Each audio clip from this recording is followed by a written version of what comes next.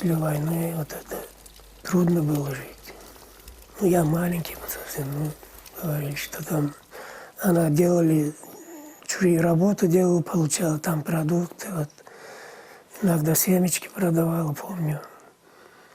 Милиция гоняла ее везде.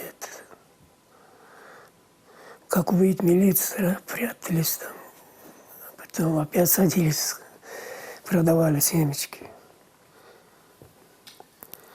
Один раз поймал милиционер и рассыпал все это семечки.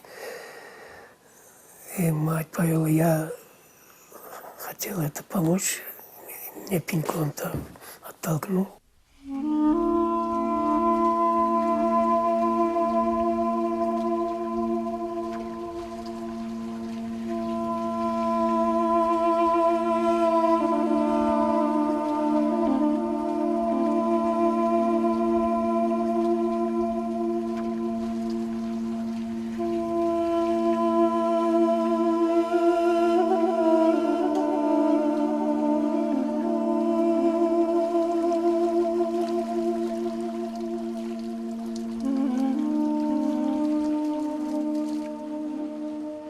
В пионерском лагере в Чарваке. Там в Узбекистан пришли художники, и мы, дети там, пионеры, ходили к ним смотреть, как они рисуют. И мне тогда вот зародился стать художником. Я, дурак, сразу хотел в институт, там не получился. Надо, оказывается, в училище сначала. Потом в училище поехал. Ну, там опоздал уже.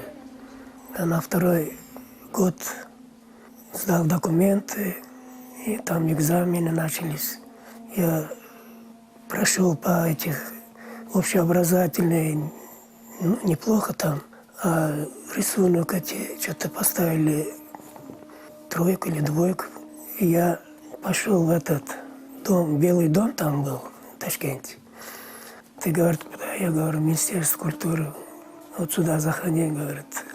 Я зашел. Я сказал, вот я из детдома пришел поступать, что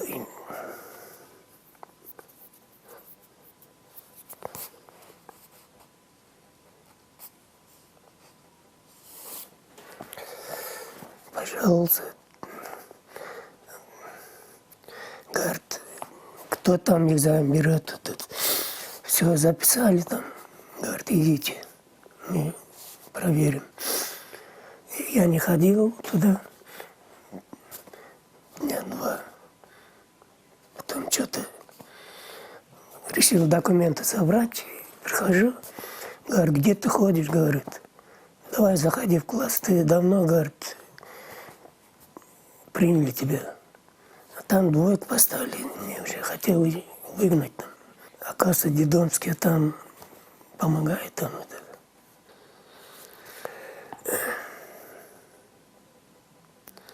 Да, просто повезло, наверное, немножко.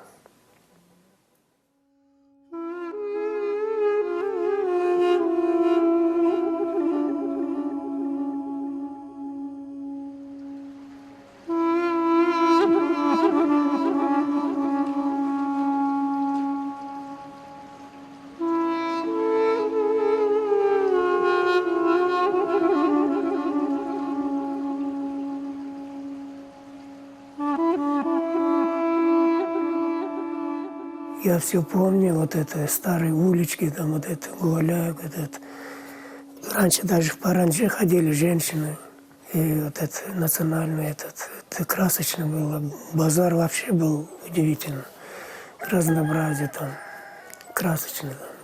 Если это мне нравилось, я запоминал. Иногда не умел, рисовал там. Ну, после училища уже начал смело работать. По базарам ходил, по улицам. Я не стеснялся, просто сидел, брал стульчик и рисовал. Палочкой макал этот тушь. И некоторые смотрели, говорят, что учишься рисовать? Я говорю, да. Они сразу же не видно, там постепенно вот выходит, и получается вот это. Как у Гои, вот это столько линий, из них вырисовывается там вот это. Удивительные это рисунки.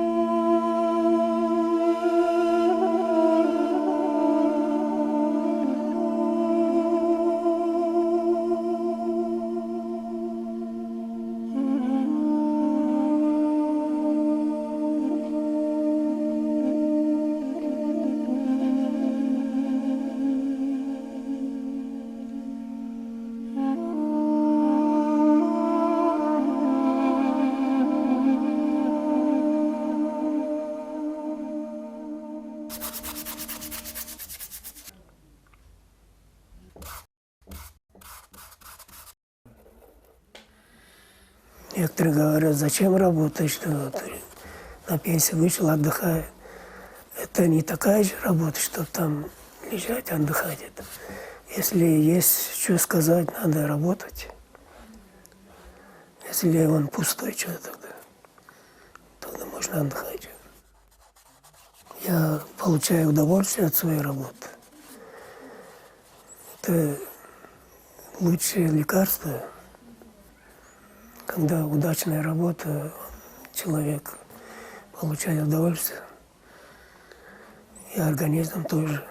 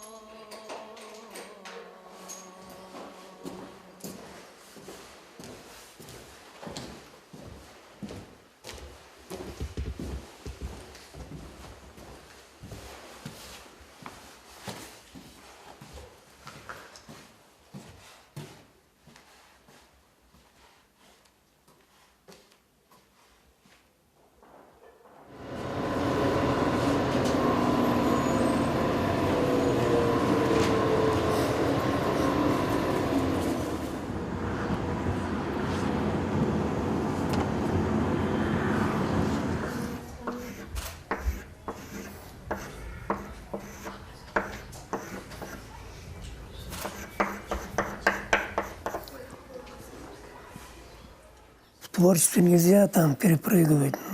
Бывает только постепенно поднимаешься. Один художник всю жизнь копил этой краски, там, целый чемодан накопил. Думает, наберу, а потом сяду и буду творчески работать. Там проблемы были семейные, школа, дети, потом в институт пошли. Ему некогда было. Все, когда уже успокоился, раскрыл чемодан, этюдник, хотел работать, не получается. Сразу не получится, потому и постепенно надо идти. Каждый день по шагу.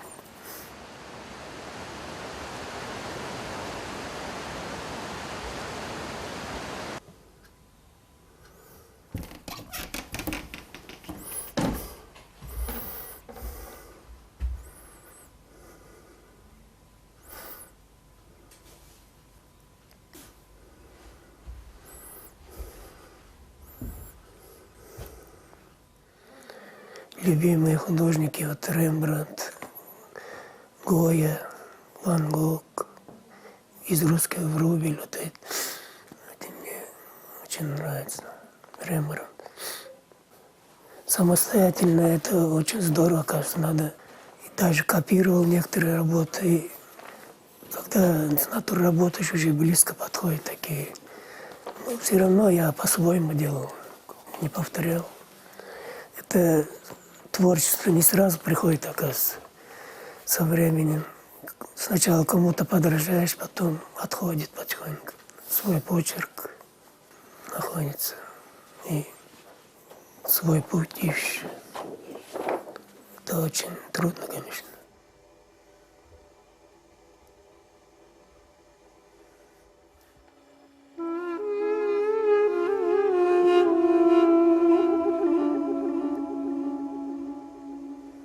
Совесть. У кого-то она все же бывает, другие ее теряют. Днем с огнем ее не найти, и на рынке ее не приобрести. В наше время это редкость, дефицит, и в ее отсутствии душа не болит. Стремимся к славе, к наживе спешим. Коль совести нет, не мучит она, спокойно мы спим.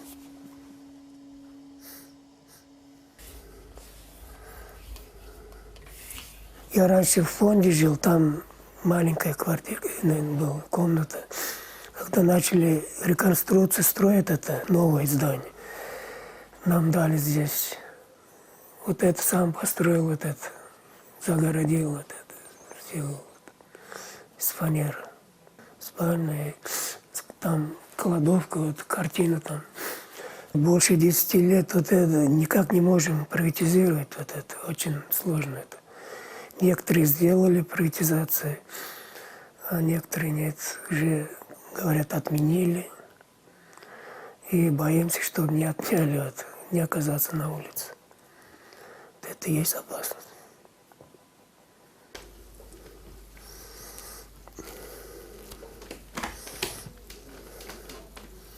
Никто мне не придет там, не преподнесет что-нибудь. Это сам я должен.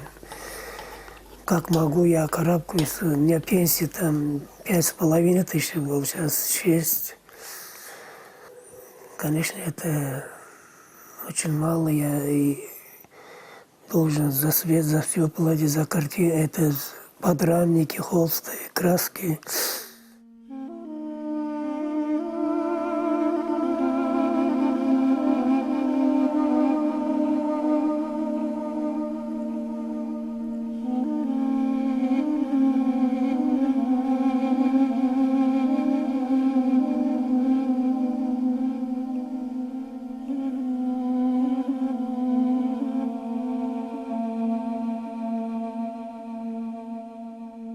Я хочу высказаться до конца, что у меня есть. Может, кому-то нравится, кому-то нет. Это моя мечта.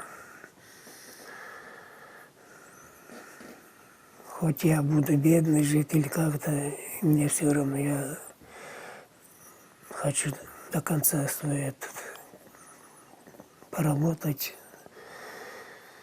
сделать то, что нужно. А там не знаю, что будет.